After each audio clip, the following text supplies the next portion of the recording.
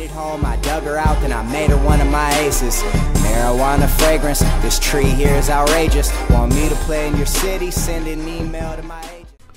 Yo, what's going on, everybody? It is straight out of Boston here, aka the King of Boston, and today we are back for episode 42 of the Utah Jazz Association on NBA 2K13, and we are simulating up till the first elimination game, and we go down 3-1 to the Oklahoma City Thunder. So we have a long road ahead of us if we want to try and come back against these guys, and I don't know if we can do it. We'll have to find out. We're down 3-1. We have Game 5. I believe this is going to be in Utah with the 2-1-1-1 format. So we get to have a home game here. That's going to help us out. You can take a look at the starting lineups right there. Nothing out of the ordinary.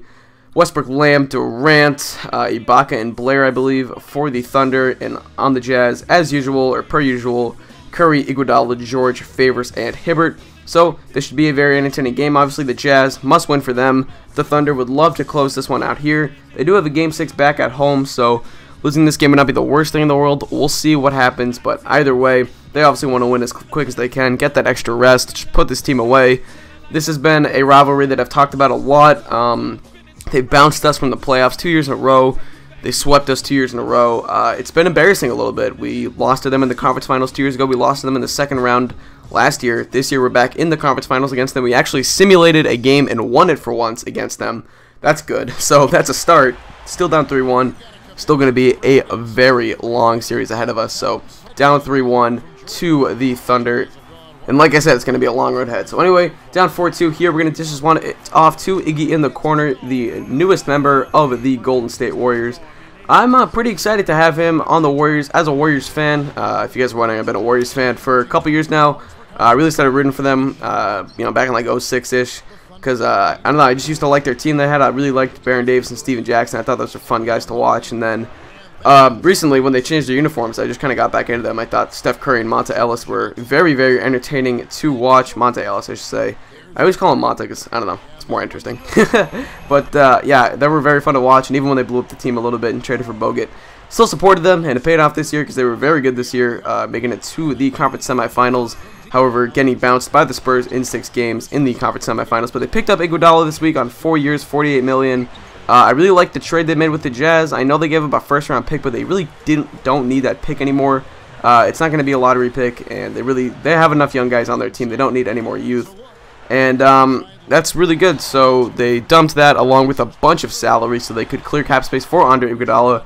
They avoided luxury tax hell, which is good because the Warriors probably can't afford to go on the luxury tax. At least not until they build that new stadium, and I'm sure that'll bring in some more revenue. But either way, Iguodala, very happy about him. He's basically just an upgraded version of Jarrett Jack. Can dribble the ball, make Steph Curry play off ball. That's great.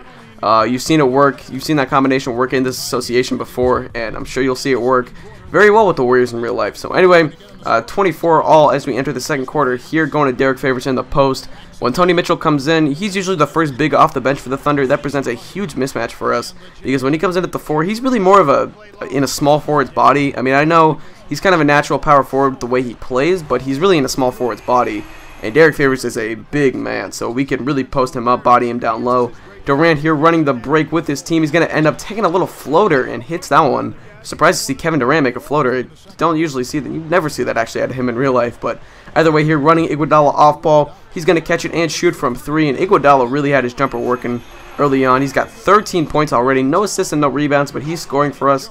He is kind of an on and off scorer at times. You can see Steph Curry 1 of 6 from the field, 1 of 5 from 3. I really need to not get too trigger happy with Steph Curry. I always try to get him going early on.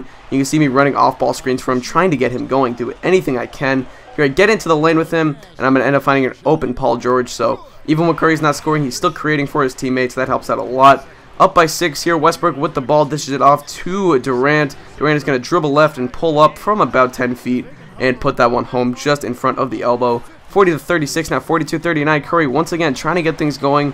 He's going to end up dishing it off to Derek Favors in the post. Once again, DeJuan Blair covering him. That's a size mismatch. We're going to take advantage of it. He slams it home. 44-39, Reggie Jackson dishes it off to Jeremy Lamb in the post. We're to see Lamb posting up Steph Curry, but it actually is going to end up working. He rattles home the fadeaway 44-33. Zebo's going to end up missing that little bunny. Surprise miss from Zebo down low. Jackson outlet to Kevin Martin. Down to Tony Mitchell. Kevin Martin recently signed by the Minnesota Timberwolves.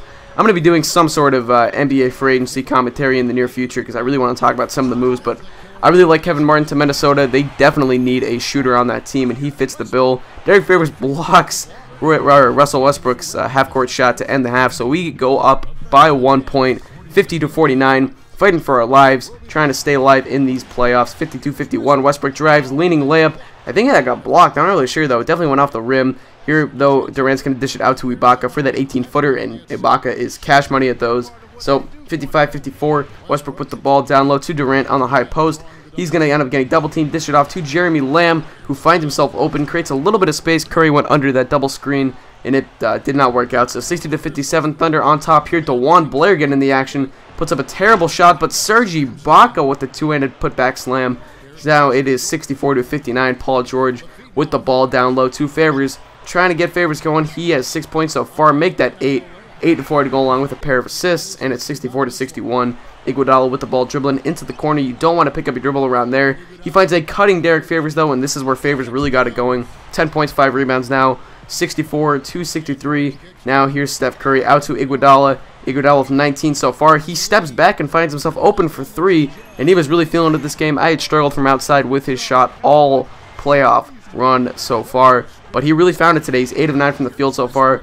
Plays good defense on Westbrook right there, but Westbrook is just too good sometimes. 68-67. Here's Casey Hill, the backup point guard, dishes it to Reggie Jackson, another backup point guard. Down low to the immortal Kendrick Perkins, who puts it in. 72-67. Now 3-point lead still for the Jazz. Quinn Cook coming around the screens. He finds himself open, lays it in with the left. Quinn Cook rarely scores for me when I actually play with him, but he gets a bucket right there. 72-71. There's a missed jumper right there by, I think that was Kevin Martin or Casey Hill.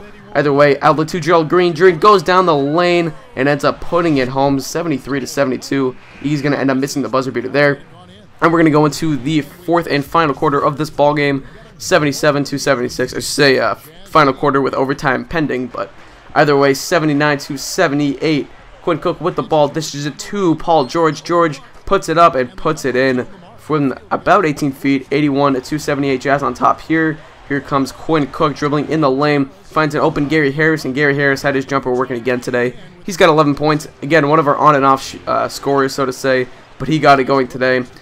That was good to see out of him. So here comes Durant. He's going to pull up and put that one home. 88-84. Still a 4-point game. Westbrook trying to go to work on Paul George. He somehow puts that one up over him. Does not get blocked, but he misses. DeJuan Blair on the offensive boards, though, and one.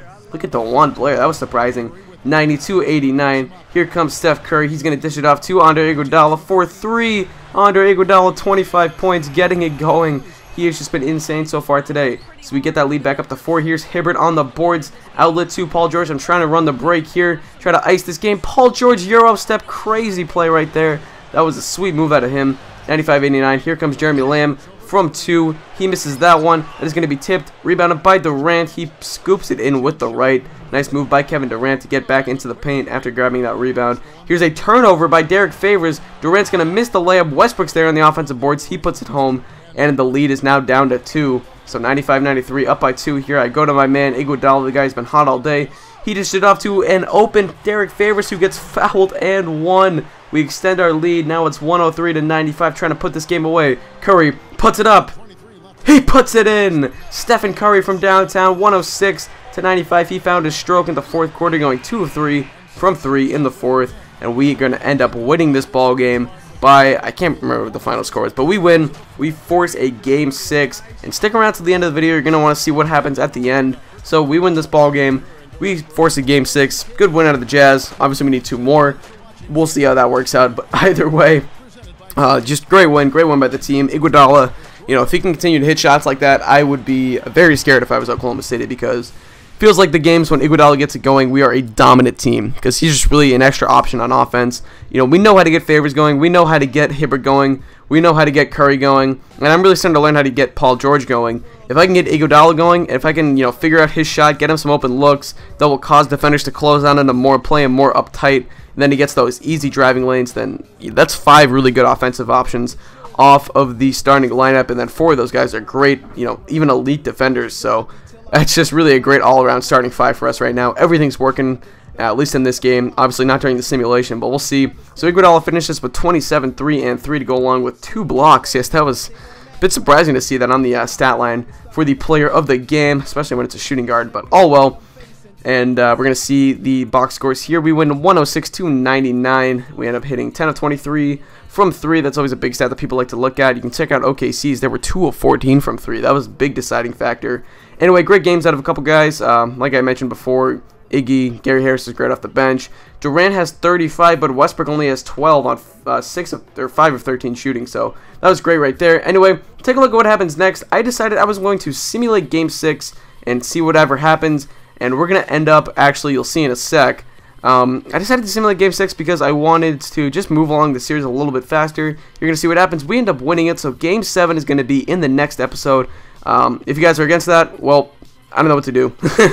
I mean, I just, you know, I wanted to get this series done a little bit faster, and I wanted to, and not the series done, I want to get this season done, I should say, a little bit faster. I wanted to get through these playoffs, and I don't want to drag them out too long. So I know it's going to wrap up this video. Thank you guys for watching. Hope you did enjoy. So I'm out. Peace.